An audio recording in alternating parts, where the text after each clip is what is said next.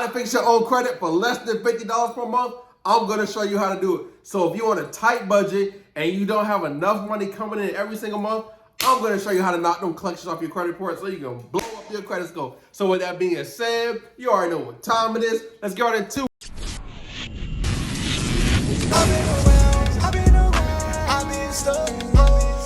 What's up, family? I'm back with another one. Hey, if you're new to the channel, welcome to the family. So in today's class, I'm going to show you how to fix your credit, even if you're on a tight budget, so you can blow up your credit score and get whatever you want. So with that being said, go grab a pen, go get some paper, and you got to get you something to drink because, man, class is going to be a good one. Hey, welcome to today's lesson. So the first thing we're going to do, we already got clear on what we really want to do. So if you don't know my 7-step process, we got to identify what we really want to do. Now, if it's at a house, if that's getting a car, if that's trying to get funded for our business, we got to get clear. Once you get clear on what you really want to do, the second step you have to do is clean up your second step you have to do is analyze your credit report. So here's an example of a credit report. What you want to do is go to Smart Credit. The link is in the description, and go ahead and grab your credit report. So pay attention to everything. I want you to pay attention. So I know some of y'all had questions about, what if I only have 2 and not out of the 3, right? So this one is missing. So you do the same exact thing. There's nothing different. What you want to do is just identify if everything is correct on the account number. You just want to go line item by line item, right? So just check to see. As you can see, the date open is correct on this one. You can see that. You can just go ahead. The high credit is different. The credit limit is the same. Past due is the same. Collection charge off, as you can see, the last reported is totally different. So you just want to pay attention, right? Date last active, as you can see, is different as well. So this is not correct. Date last payment, this is not correct. And I also want you to pay attention to the payment history, right? So as you can see, it says collection, okay, and there's nothing reported. Same thing, right? Same thing. And you can just circle it. But what you're doing is you're just analyzing and seeing what's going on. You're not doing nothing. You're not sending off no disputes. You're just analyzing every single account. So what I want you to do is just walk through and look at every single account. Now I have another example of what you can do. So this is another one that has all 3. So just look at it. So as you can see, TransUnion, Experian, Equifax. Just go line item by line item. Look at every single account. You want to check everything. Just check everything. Once you check everything, you'll start to see what I'm talking about. So they open, clearly different, right? Same thing on here.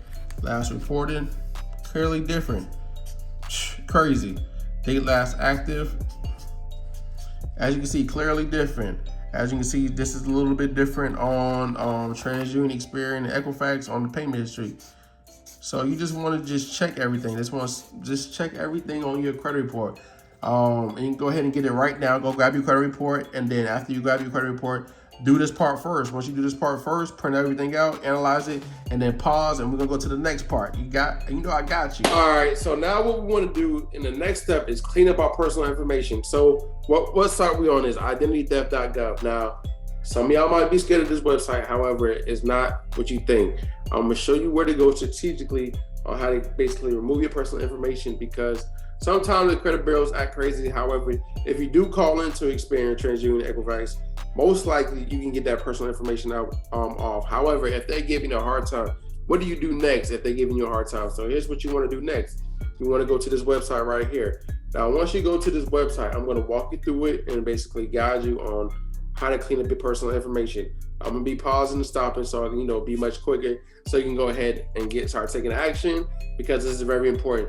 So you want to go check Experian.com. Now, Experian.com has a backdoor method to where you can file a dispute, and you'll see a lot of information. Your name is going to be misspelled correctly, your address, your date of birth, sometimes your last social. If you have a spouse, your spouse might be on there. Even their personal information, such as their phone number might be on there with yours, and it might be the old phone number. So what you want to do is clean up all that information.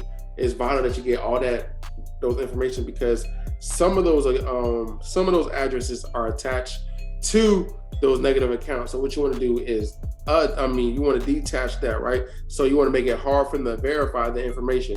So what we're doing is cleaning up our personal information. Now, You can skip into the the last step, which is the knockout method. However, if you strategically do everything and you gather all the information, it's going to be crazy. So let me walk you through it real quick. So you click on get started. Now, once you click on get started, you want to go ahead and click on I want to report another type of identity theft. Click on credit cards. You're going to click on continue. And once you click on continue to open up a fraudulent credit card, it's just, we're not using this to do what to report fraud. What we're doing is getting our personal information to get it removed. So we're going to go all the way down and click on continue, and then you want to go ahead and complete everything: your first name, middle name, last name, phone number. You want to put the correct phone number in it because they're going to send you a code later on to identify who you are. Put your date of birth, and then put your current mailing address, right? How long you live there. Then you click on no, and you're going to walk to the next step. As you click on next, what you want to do is go ahead and you want to go ahead and click on no. Now click on no, click on continue. And what you want to do is, have you reviewed your credit report? You're going to say yes. And then you're going to say no. And then what you want to do is click on, depending on what personal information is wrong, is depending on which one you click on. So everything is wrong: social, date of birth, names. Let me see if I can make this bigger so you can see what I'm talking about. Because I want you to see addresses, phone numbers, employment information. If all that is incorrect, list everything off, right? And put the comma and list everything that is incorrect on your credit report, because what you're going to do is you're gathering all the information and you put it on a very important document. And what this document does, it speaks to the credit bureaus, all right? So they pay attention when you send this type of document in. So you're going to get all that information, and then you're going to go ahead and, since you don't want it to report to the credit bureaus, you're going to tell them that you didn't give nobody written consent to add this personal information on your credit report. You didn't give nobody written consent. And there's many other laws out there that you can put on there. However, you're just going to stick to one, right?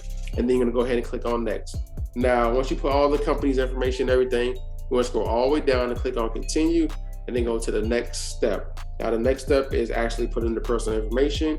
The personal information statement is 15 USC 1681. You want to put that I didn't give nobody written consent to furnish anything on my credit report, and that's clearly what you're going to state. Put that in the personal statement and go to continue. Once you click on continue, it's gonna you're gonna go ahead and generate everything, and then you're gonna go ahead and click on I understand. Now once you do that, click on finalize. Now once you finalize everything, no, you don't want to submit without account, and then submit without account, click on continue. Now this is what's going to pop up, right? It's going to have your personal information. Now make sure you click on mobile, right, or text message, and they're going to go ahead and send you a code. Once you get that code, you're going to put it in, and you're going to be able to download. Now this is key. Once you download your credit report, just save it to your desktop, save it there, because you're going to be able to save this document to your desktop, and you're going to be able to upload it to CFPB. Because CFPB is back open. It's not crashed no more, so you can use CFPB, and I'm going to show you and walk you through it.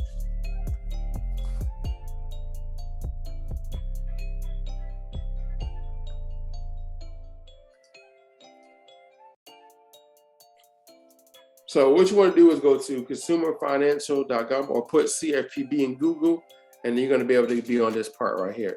Now, click on CFPB, and what you want to do is click on submit a complaint. Now, once you click on submit a complaint, now you want to do is click on start a new complaint. Now, it's going to tell you to create an account if you already don't have an account, and you're going to click on already have an account if you already do have an account. And then now, once you create an account and you log into your account, what you're going to do is see submit dispute. Click on that submit dispute, and it's going to pop up to a website like this. Let me see if I can make this a little bit bigger so you can see what's going on.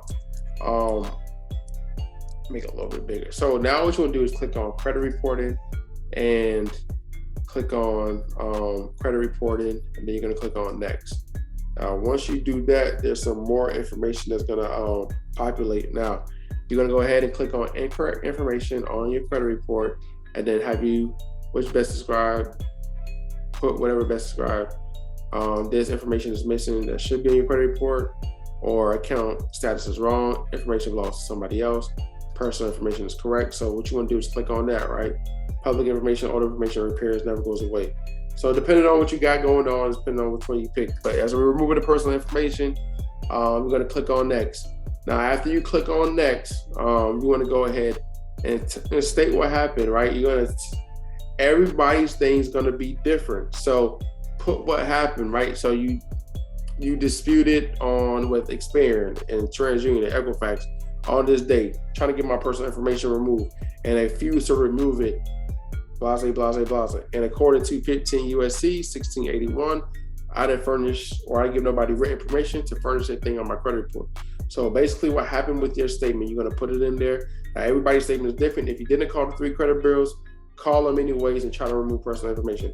They're giving you a hard time, this is the step you're gonna do, and you're gonna follow the process because you're gonna start seeing the personal information come off.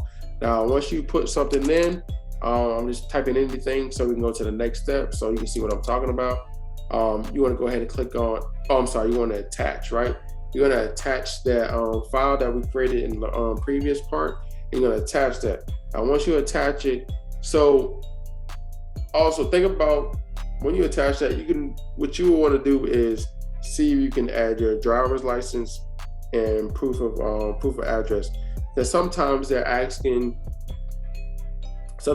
you all to verify your information. Now, I don't want you to slow down the process for them just to ask you to verify the information. Nah, we ain't doing all that. So what you want to do is go ahead, attach everything you need to attach, 2 forms of identification, as well as the dispute, the file that we created earlier. Now, click on next. Now, once you click on next, you're going to be able to fill out more information. Now, you're going to go ahead and do Experian, right? So Experian. And then after that, it's going to pop up Experian information solutions. You're going to go ahead and click on yes. Now, what you want to do is also put your last 4 name as it appears on your names as it appears on your credit report and date of birth. We're going to put that for every last one.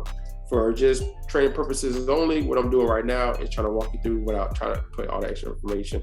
Now, click on TransUnion, and once TransUnion pops up, you want to go ahead and click on Trans. So click on TransUnion Intermittent Holdings. Yes, you're trying to fix that problem. Remember, put your social name as appear, date of birth, and then click on yes. Now, last but not least, what we're going to do is Equifax, right? Equifax. And you're going to click on information services. Now, have you tried to fix this problem? Yes, you have. So click on social, do all that, fill it all out. Now click on next. This is the last step. Now with this last step, here's what you want to do. You want to make sure you put all your right? You want to make sure you put your first name, middle name, last name, suffix. If put your address. Just to go ahead and list your address, your phone number, and your email address, right? And then you're gonna click on next, and you'll be able to furnish and keep the tracking number. Of course, CFPB, not CFPB. Of course, it'll go to your portal once you have everything. So just make sure you follow the steps and go to the next step. So one of the most important steps, we gotta freeze those snitches. We gotta hush them up. We gotta hush up LexisNexis, CoreLogic, SageStream, Innovis, ARS, TrustFactor. Hey, there's so many snitches we gotta hush up. And once we hush them up, hey, watch tomorrow's class because I'm gonna show you some new cheat codes to knock no collections off your credit report.